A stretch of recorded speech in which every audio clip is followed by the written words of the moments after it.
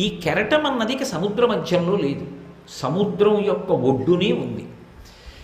భక్తి అనేటటువంటి మాటలో ప్రారంభ స్థానంలో ఉన్నవాడికే భగవంతుడు నేను అన్న రెండు మాటలు ఉంటాయి, కెరటము సముద్రము అని. బాగా లోపలికి వెళ్ళిన వాడికి, జ్ఞానమునందు నిలబడిపోయిన వాడికి ఇక కెరటములు లేవు, సముద్రం ఒకటే ఉంది. కాబట్టి సాముద్రోహి తరంగ, సముద్రంలో తరంగం ఉంది. క్వచన సముద్రో నా తారంగ, సముద్రం మాత్రం కెరటంలో లేదు. ఇది ఎప్పుడు ఒడ్డును నువ్వు నిలబడితే, ఇంకా లోపలికి వెళ్ళి మధ్యలోకి వెళ్ళి చూడడం వరకు నువ్వు తర్ఫీదు పొందకపోతే, ఎప్పుడు వెళ్ళి చూడని వాడివైతే సముద్రం అంతా ఇలాగే ఉంటుంది అనుకుంటావు కెరటాలతో. ఎప్పుడైనా కొంచెం సముద్రం లోపలికి వెళ్ళిన వాడవైతే అక్కడ ఇక కెరటాలు లేవన్న సత్యం నీకు తెలుస్తుంది.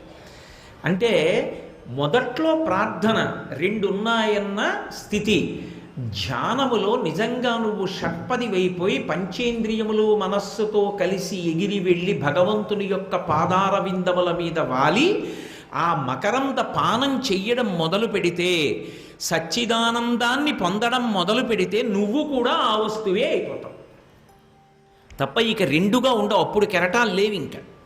కాబట్టి అప్పుడు కెరటమన్నది లేనప్పుడు అసలు రెండన్న మాట లేదు.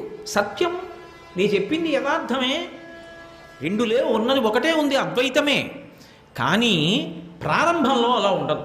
ఉన్నది ఒకటే పదార్థం అండి అన్నాను అనుకోండి, నాకు వెంటనే ఏమనిపిస్తుంది, కాదండి రెండు ఉన్నాయి కదా, భగవంతుడు ఉన్నాడండి, అయ్యి బాబోయ్ ఆయన్ని మనం పాదాలు పట్టుకోవాలండి, ఆయన మనని రక్షిస్తాడండి అంటానా అనా? ఒడ్డునుంటే కెరటం ఉంది, నేను వేరు అని. కానీ నేను అన్నది ఎక్కడి నుంచి వచ్చింది? ఈశ్వరుడి నుంచే వచ్చింది. ఆయన లేని నేనెక్కడున్నాను? మళ్ళీ మీకు అర్థమయ్యేట్టు చెప్తున్నాను. ఉంగరం చెయ్యాలి, బంగారం లేకుండా ఎలా వచ్చింది? మూకుడు చెయ్యాలి, పాలిక చెయ్యాలి, మట్టి లేకుండా ఎలా వచ్చింది? చపాతీ చేసావా, పూరీ చేసావా, ఏదో చిన్న చిన్న చెడుకులు చేసావా, వదిలిపెట్టేయండి, గోధుమ పిండి లేకుండా ఎలా వచ్చింది? ఉన్నది ఈశ్వరుడే. ఆ ఈశ్వరుడే జీవుడిగా ఉన్నాడు, జీవుడని అనిపిస్తున్నాడు మాయ చేత. మాయ తొలగితే జీవబ్రహ్మైక్య సిద్ధి, జీవుడు బ్రహ్మము ఒక్కటే, పూర్ణమైపోతుంది. ఇది వచ్చే వరకు కెరటములు కనపడతాయి ఒడ్డునున్నప్పుడు. కెరటం అంటే దానికి ఏమైనా ఆస్తిత్వం ఉందా అసలు?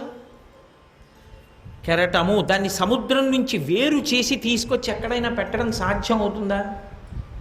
ఒక్కనాటికి తీసుకురాలేరు. అది సముద్రంలోనే పుడుతుంది, సముద్రంలోనే పెరుగుతుంది, సముద్రంలోనే విరిగిపోతుంది, సముద్రంలోనే కలిసిపోతుంది తప్ప దానికి ఇక వేరే కెరటం పుట్టడానికి చోటే లేదు. కెరటము అన్నదాన్ని మీరు బయట ఎక్కడా చూపించడం ఇక సాధ్యం కాదు. అంటే సముద్రము లేని కెరటము లేదు.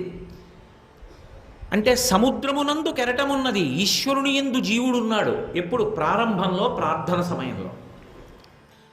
ఒక్కసారి అనుభవంలోకి వచ్చిన తరువాత, ధ్యానము పండిన తరువాత ఇక కెరటములు లేవు, ఉన్నదొక్కటే. మూడుగా మొదలుపెట్టి ఒకటిగా మారిపోతాడు.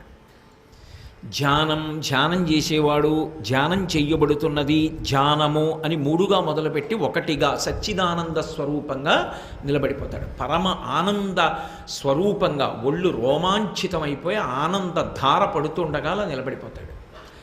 అదిగో అక్కడ ఇక రెండు లేవు, మూడు లేవు, ఏమీ లేవు, ఉన్నది ఒక్కటే ఉంది, అది సత్యం. అక్కడికి చేరుకోవాలి.